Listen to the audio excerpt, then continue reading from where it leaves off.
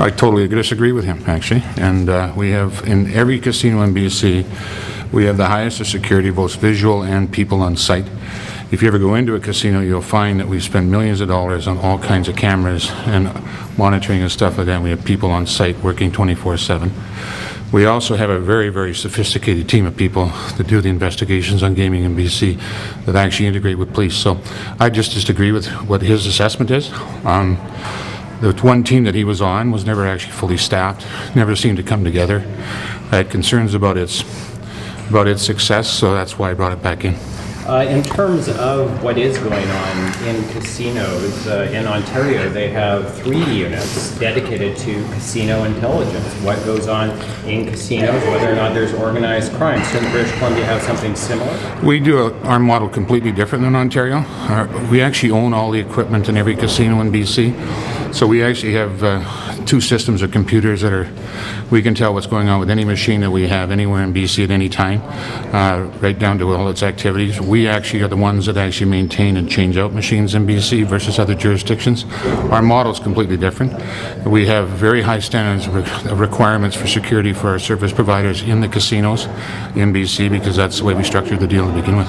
So if everything's fine, why haven't there, in terms of how we're maintaining casino security, why haven't there been any big busts when it comes to organized crime involvement in casinos? Are they just not trying here in this? Oh, I think you're wrong about that. I think we have had cases, but the reality is that we have a system called FinTrack in casinos, so anything over a certain level of money that comes in has to be reported through a system nationally, which is managed through a integrated unit nationally with regards to financial management. And so the reality is that we know that most illegal activity takes place in gaming in illegal establishments. So for instance, whether it be an illegal poker house or an illegal online gaming company doing something that the odds aren't actually posted for anybody, that's an activity that we also monitor with our enforcement teams. So again, why did government disband or remove the mandate of this use? Well, I was the one that actually thought it would work initially, and it didn't. The reason being it was never fully staffed, and the people were coming in and out, transferring in and out on a pretty regular basis to the point where it was ineffective. And so I felt it was better if we had dedicated officers within the branch, which we do. And most of them are senior former police officers who have very good investigative abilities, who do our gaming investigations in BC, and we integrate them back with the organized crime teams and those sort of people. So I'm comfortable with the model we have. I didn't think that the one team was effective. I consulted with the police with regards to that when I looked at how many times it had ever been fully staffed.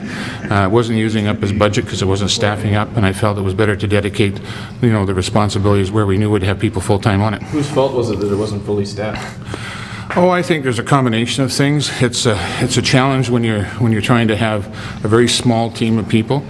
We have more people in our investigation arm than was actually on this team, and so I think it's just a challenge that maybe that model didn't work at this time, and that's the decision I made this spring. That when the MOU came up, I looked at its effectiveness. I looked at what we were doing, how our own investigators were trained up, and how much more, frankly, knowledgeable they were because they've been doing it for a number of years. I thought that's where we should enhance our ability to enforce. Isn't it a bit awkward for you as the minister responsible for British Columbia Lotteries Corporation to also be responsible for the gaming policy enforcement branch? Shouldn't that be separate?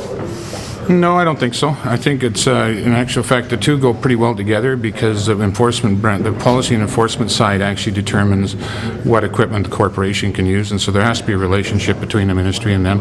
The Crown operates its business based on a business plan that they present to the legislature every year.